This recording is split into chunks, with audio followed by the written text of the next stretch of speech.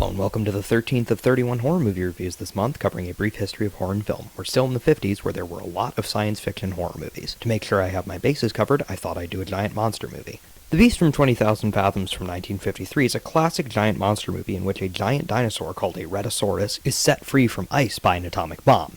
This is a very similar plot for some of the Godzilla movies, and that's no accident. The producer for Godzilla had seen this movie and was inspired by it to make his own film about a giant monster, which ended up being more famous than the original. The Rhedosaurus is stop-motion animated by Ray Harryhausen and looks amazing in every scene it's in.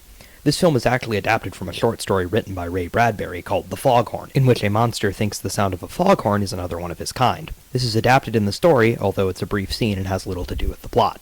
I like the scene where Thurgood is in a diving bell and they keep showing random footage of undersea animals, some of which are obviously in tanks. All of the scenes where the Rhedosaurus is in the city are great. It's actually moving like a real animal.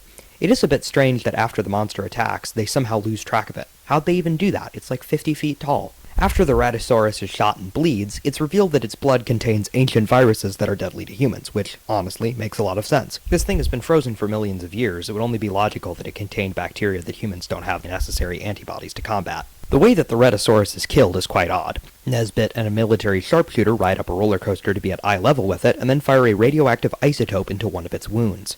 I'm not really sure why Nesbit needs to be there. I also feel like radioactivity may cause more problems. Why not just use poison? In conclusion, this is a good B-movie that you'll probably enjoy if you enjoy giant monsters.